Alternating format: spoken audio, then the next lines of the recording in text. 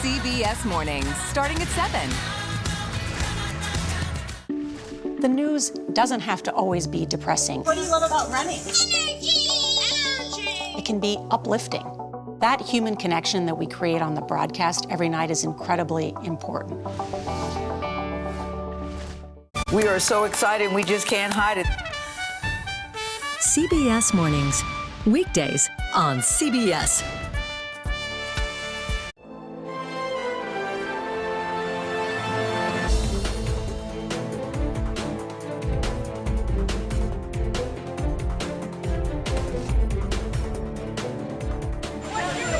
President Biden is facing a growing storm of criticism for his handling of classified materials. Biden has highlighted his incompetence for the world to see. It's embarrassing that you would find a small number of documents, certainly not on purpose. Janet Yellen is warning the U.S. is expected to hit its debt limit on Thursday. The United States of America may or may not lose kind of the full faith and credit of the global economic market. Like, that is a problem. The debt ceiling is going to have to be increased. Have we achieved the dream? And the reality is absolutely not. We have made progress and strides. Another busy week ahead in Washington. Welcome to Red and Blue. I'm Caitlin Huey-Burns here in Washington, D.C. Thank you for joining us on this Martin Luther King Jr. Day. The White House counsel's office says there are no visitor logs for President Biden's home in Wilmington, Delaware, after calls from House Republicans over the weekend to turn them over. It's the latest in the continued fallout from last week's CBS News reporting that documents marked classified from the president's time as vice president were discovered by his lawyers in November in his private office and later in his Delaware home. The office stated that it is not standard practice for the White House to keep visitor logs of presidents' personal homes. The Secret Service does not track that information either. The Obama administration was the first to release visitor logs from the White House. And joining me now is CBS News correspondent Adriana Diaz, who has been at the forefront of this story from the start. You and your team broke this news originally, so I know you know everything about it. I kind of want to start by bringing us all up to speed. Kind of what's the latest in terms of these documents? There have been more found at Biden's residence. Caitlin, it was a busy weekend. The drip of documents continued. Saturday, we found out from the White House counsel that on Thursday, when he was at President Biden's Wilmington home, and he said he was there to help transfer the single-page document that they had told us last week was found in the room next to the garage. When he was there doing that, they discovered 5 more pages of documents. And it's interesting that they used the word pages. They didn't say documents, because it's plausible that it might be pages of the same document. So 5 more pages have been found, adding to what we already know exists, which is an additional page in that same room next to the garage, a small number, probably around 10 or less in the garage. And then what started this all, the roughly 10 pages discovered at the Penn Biden Center, a think tank where President Biden had an office after he was vice president. Now, I know you spent a lot of time last week on Capitol Hill talking to lawmakers, and this is something that Republicans are very eager to talk about since it involves President Biden. What have they been saying in terms of what exactly they're looking for, and are they talking at all about comparisons to the previous president? I mean, they really want to throw the book at President Biden and do whatever they can to get to the bottom of this, they say. We actually just interviewed Chairman of the House Oversight Committee, James Comer, about an hour ago, and he has launched an investigation into this as chair of the House Oversight Committee, which oversees the National Archives, parts of the executive branch as well.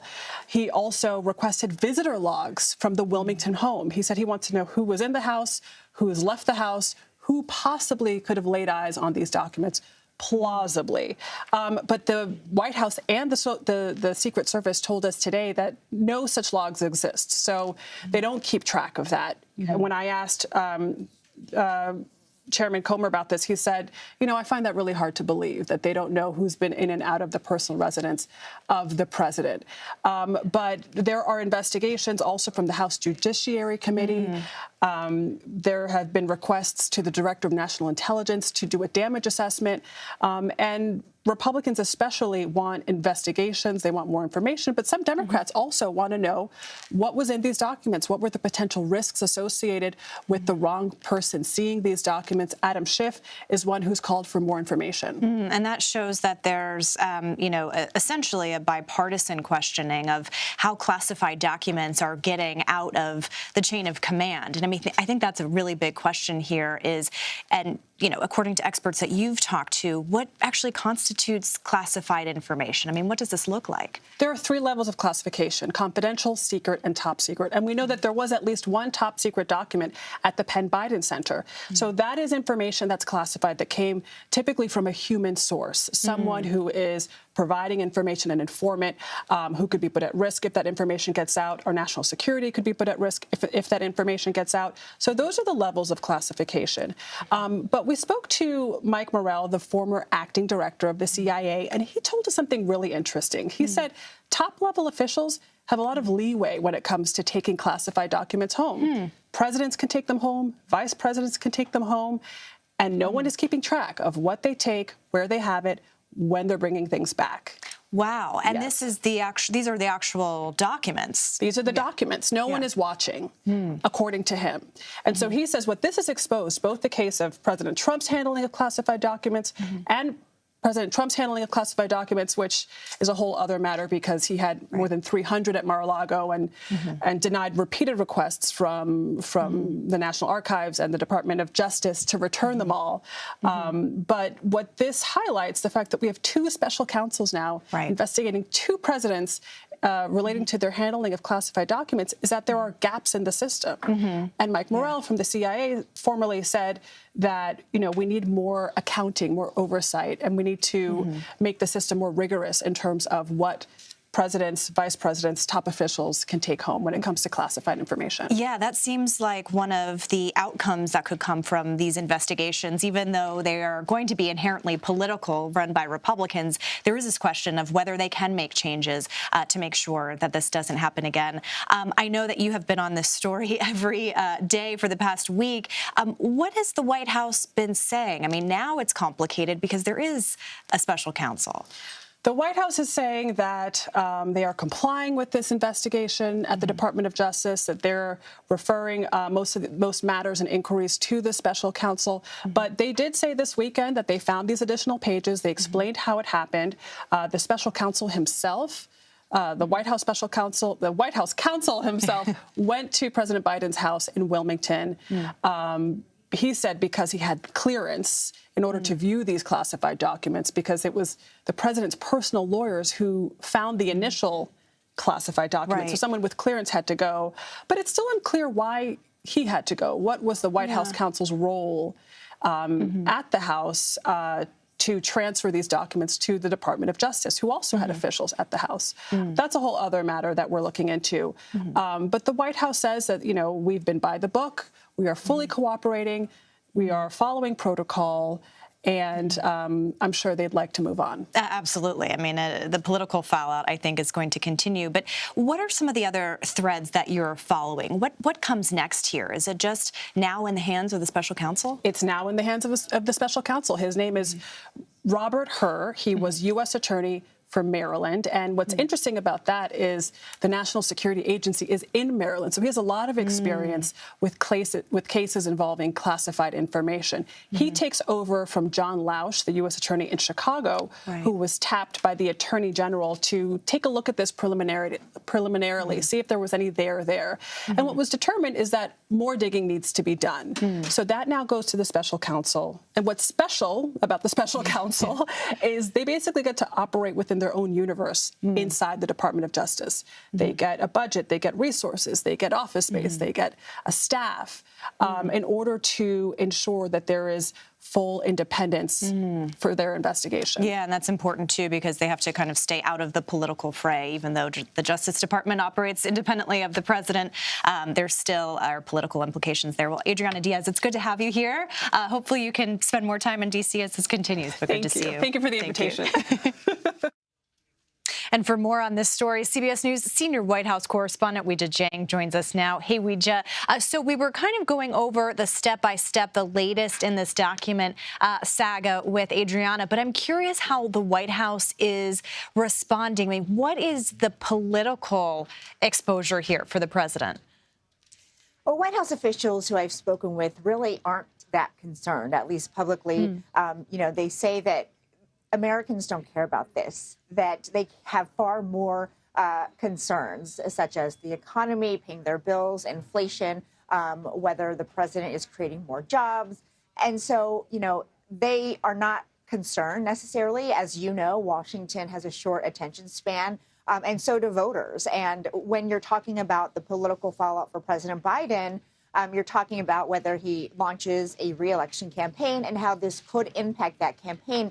And they really just don't feel like it will, especially because, it will be quite some time before the actual campaign on the ground gets running, even though, of course, as we always say, it is already underway. And so I think that they really believe that, this is not much ado about nothing. I don't want to say that, but they do feel like the average person at home does not care about this because the cake is already baked. They feel like people can see the distinctions between what's happening here and with the former president's case at Mar-a-Lago. And so they are relying on that people to draw their own contrast for their supporters to move on. But it's too early to tell, right? Because we simply do not know what will come of the special counsel's investigation, how long it will last, and how that timing could butt up to the real start of the campaign in earnest for 2024. Yeah, Weijia, I want to pick up a little bit on that, the differences or similarities, if there are any, between what's happening here in the Biden case and what has happened in the Trump case. I know this has been a question posed to a lot of Republicans who are now seizing on these Biden documents when they weren't saying the same about some of the documents related to Mar-a-Lago. I want to play a little bit of James Comer, who, of course, is the oversight chairman, calling for investigations. Do you only care about classified documents being mishandled when Democrats do the mishandling? Absolutely not. Look, we still don't know what type of documents President Trump had. That's one of the questions we've asked National Archives.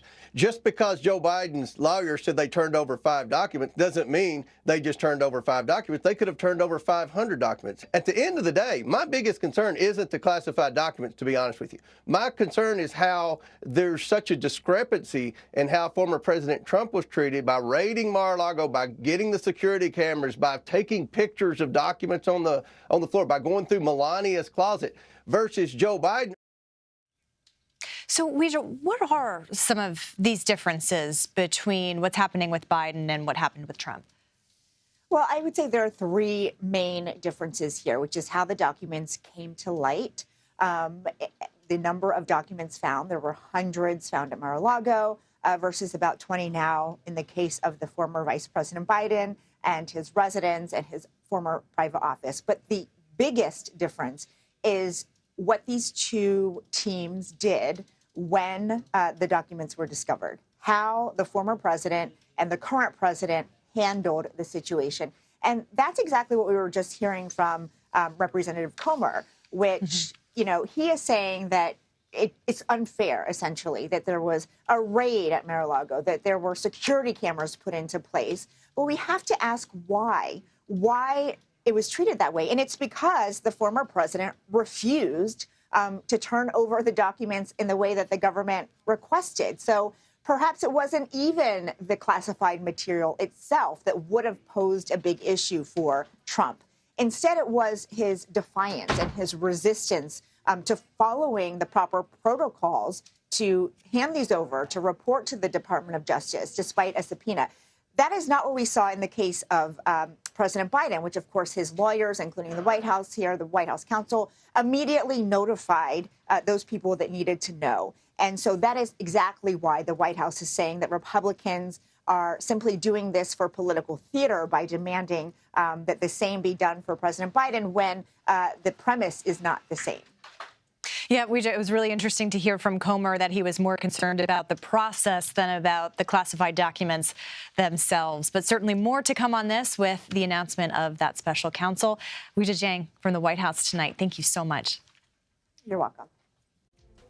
Whether or not to raise the debt ceiling is set to be Speaker McCarthy's first leadership test as the country is set to reach its borrowing limit on Thursday. We'll get the latest from Capitol Hill when we come back. You're streaming Red and Blue, reporting across the political divide.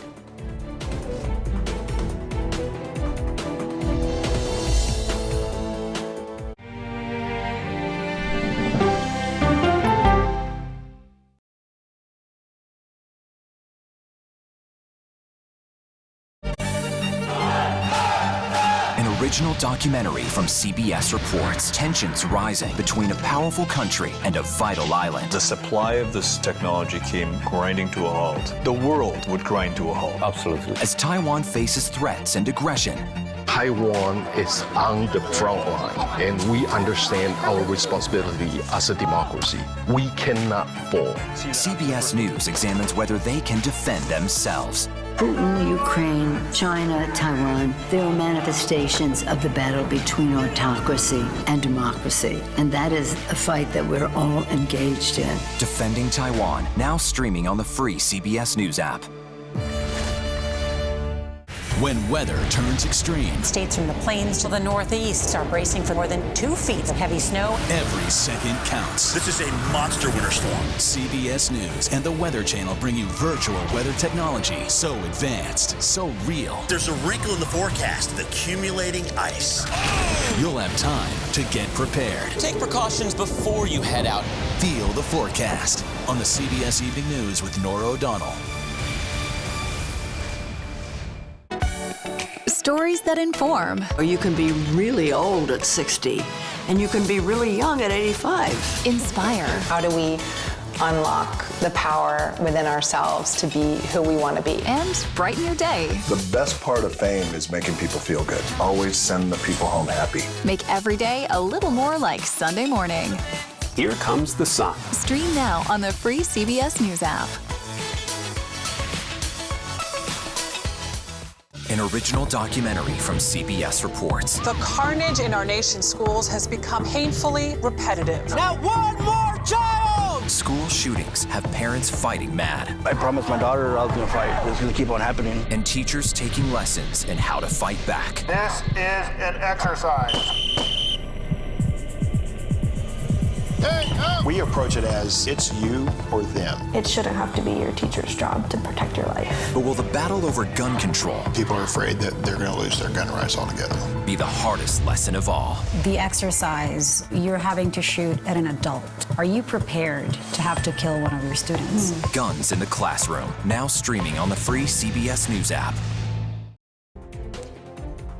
Welcome back to Red and Blue. I'm Caitlin Huey-Burns. The U.S. is expected to hit its debt limit on Thursday, according to a warning to Congress from Treasury Secretary Janet Yellen.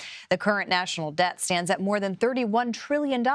America's total borrowing limit is just slightly higher at $31.4 trillion.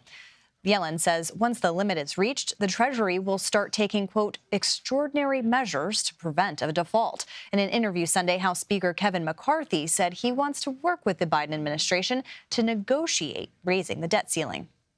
I believe we can sit down with anybody who wants to work together. I believe this president could be that person. That's the conversation I had with the president. I want to sit down with him now so there is no problem. I'm sure he knows there's places that we can change and put America on a trajectory that we save these entitlements instead of put them into bankruptcy the way they have been spending. And CBS News congressional correspondent Scott MacFarlane joins us here in D.C. with more. Scott, good to see you. So you heard Kevin McCarthy saying he wants to negotiate with Biden, but the White House is saying we don't negotiate on the debt ceiling. So how does this move forward? This is not the best trajectory, right? Yeah. We looked into what those extraordinary measures would be to buy us some time first. The Treasury Department says they'd stop payments to some retirement programs, the Thrift Savings Plan, which is the federal government version of a 401k, the kind of money you can withhold for now and then make up for later because that money isn't needed today. That buys time. But the thing is, and there's really no getting around this, we are 3 days out from the deadline. This is the time for the conversations to begin, and they are nowhere near starting the talks. We heard from Democrat Abigail Spanberger of Virginia, who has met the middle ground on a lot of issues in her time in Congress. Here's what she had to say about the debt ceiling and the talks so far.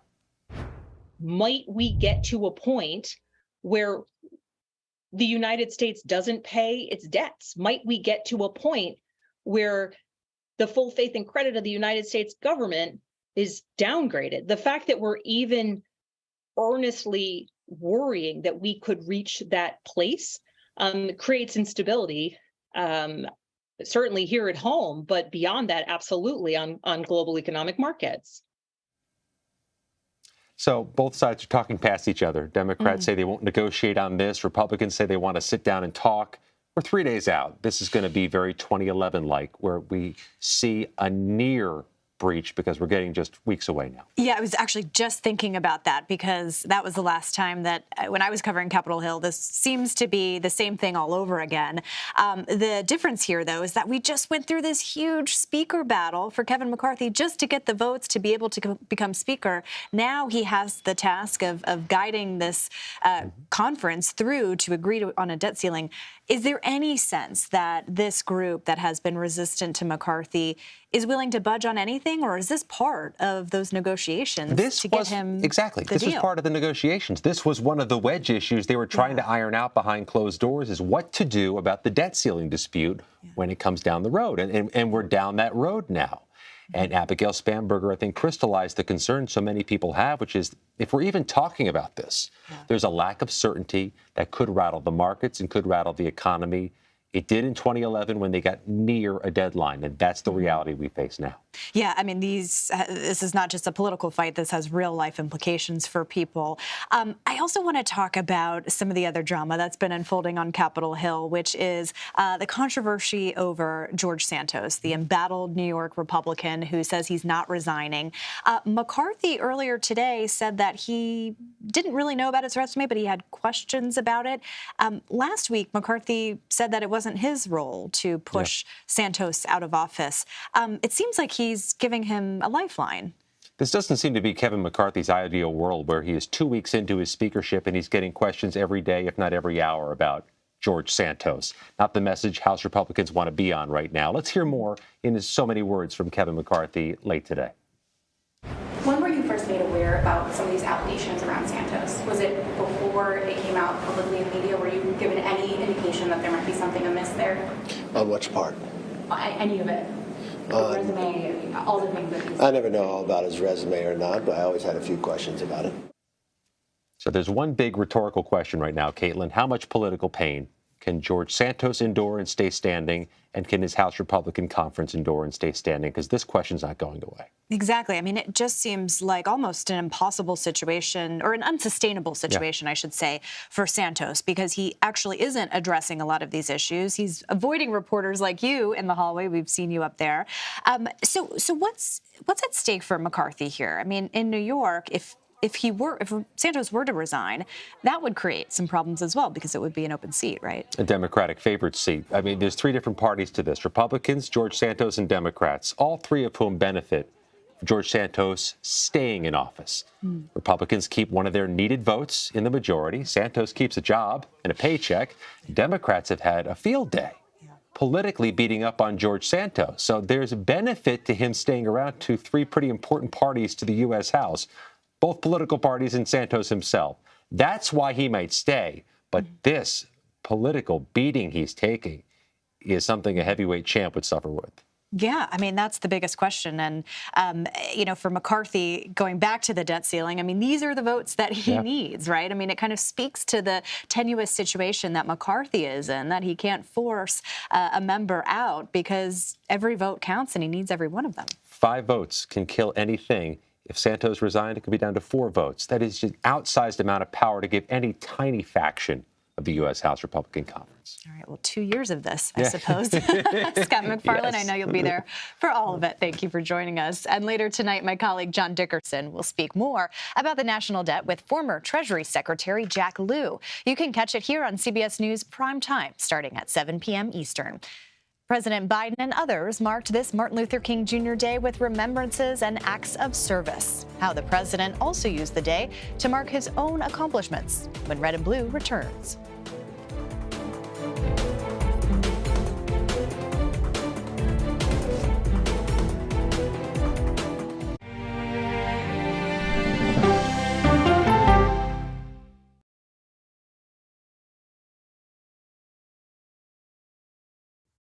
An original CBS Reports documentary. Yoga and wellness has become a place of anti-science. Online clickbait. The algorithms feed you content based upon your own fantasy. Potentially at my peril. There's no question about it. Spreading digital disinformation. Their entire yoga studio and spiritual community got so embedded in all of the QAnon stuff that it became this sick place. Why pro-health people are fertile ground for anti-science messages. We can just go into the whole mask thing. A lot of us just believe that's symbolism for silencing people. People are locked in this mindset. They've been taught to accept what the medical doctors say. No longer are you going to be willing to take any medical advice. It's a big problem that we urgently need to address. An original CBS Reports documentary streaming now.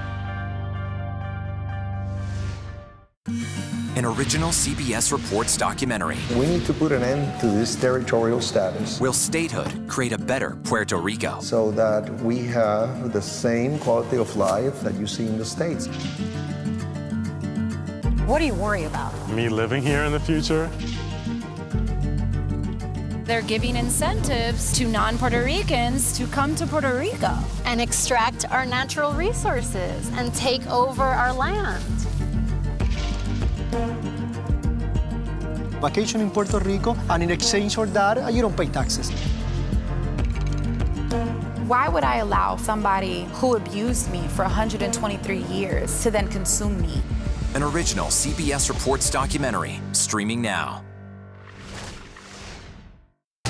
People from every corner of America facing challenges. Everyone is just looking for some type of connection. Just raise your hand and say, hey, I'd like to help. Coming together to find solutions. We are going to do something about it. Their stories are our stories. Welcome to Eye on America. Stream now on the free CBS News app. After decades in the public eye and public service, this mother-daughter duo is now talking about gutsy women. What's the gutsiest thing you've ever done? We go person to person with Secretary Hillary Rodham Clinton and Chelsea Clinton. Now streaming on the free CBS News app.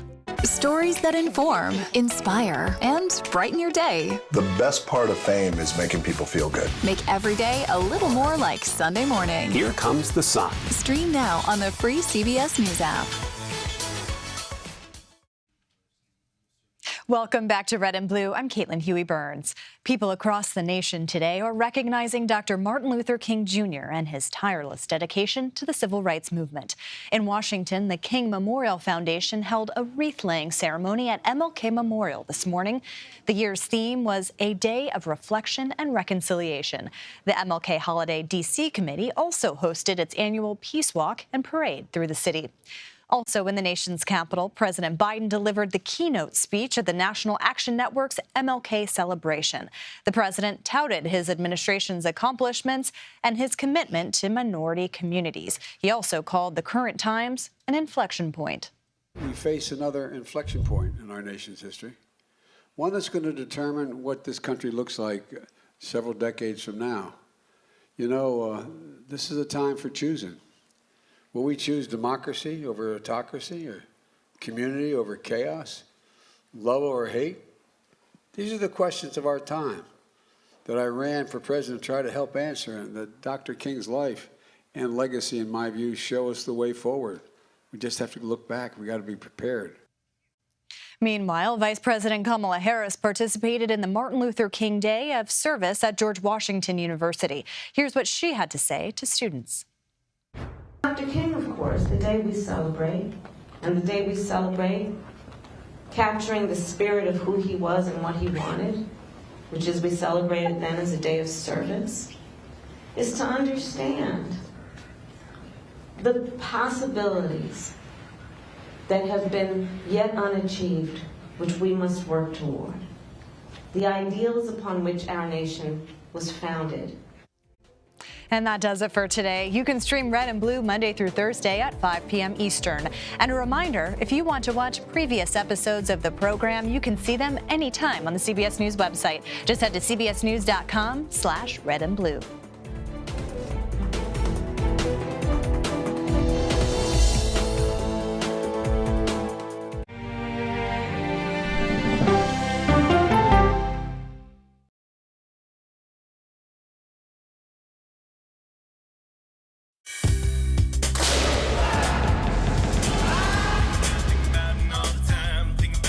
Everybody wakes up in the morning and they are pelted with alerts that frighten them, news that agitates them. With this show, we have the time to explain what's going on. These migrants, they've been released. Explain the status that allows them to be released, to slow things down a little.